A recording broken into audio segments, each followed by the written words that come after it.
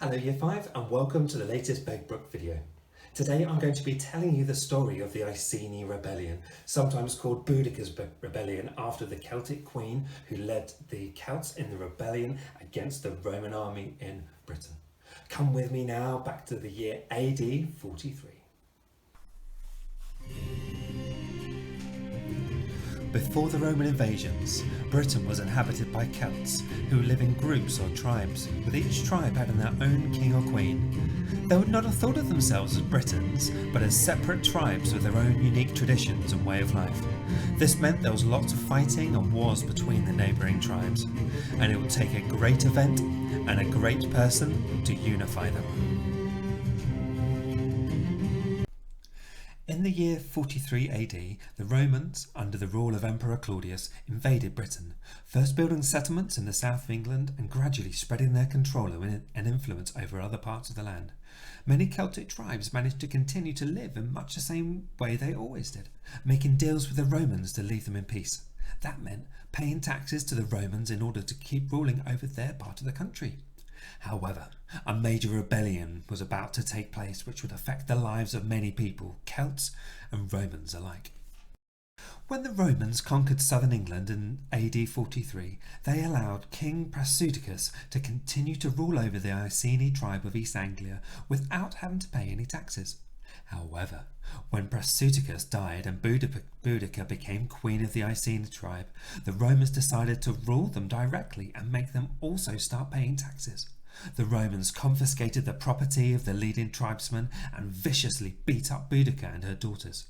These actions exacerbated widespread resentment at Roman rule. The Iceni tribe loved their queen and were furious about her being hurt and having to pay taxes to the hated Romans. If you were a member of the Iceni tribe, how do you think you would feel? Would you pay taxes to the Romans and let them rule over you? Or would you be angry and decide to fight back, potentially risking your own life and the lives of your loved ones? A short while later, Governor Paulinus took the Roman army to Wales to fight an uprising of Celts.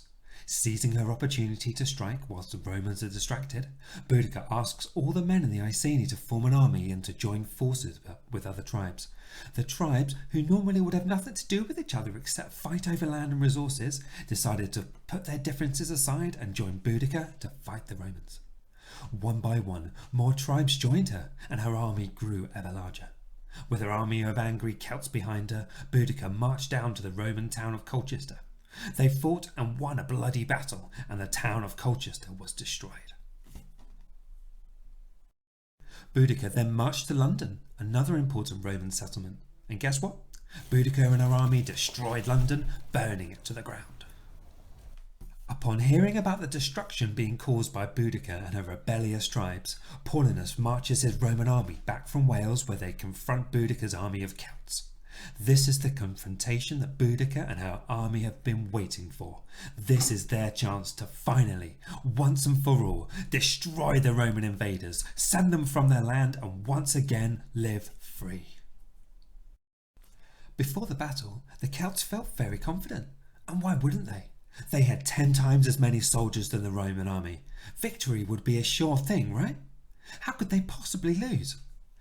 Unfortunately, despite their greater numbers, the Roman army were far superior fighters, having trained for many years as part of the most powerful army on the planet.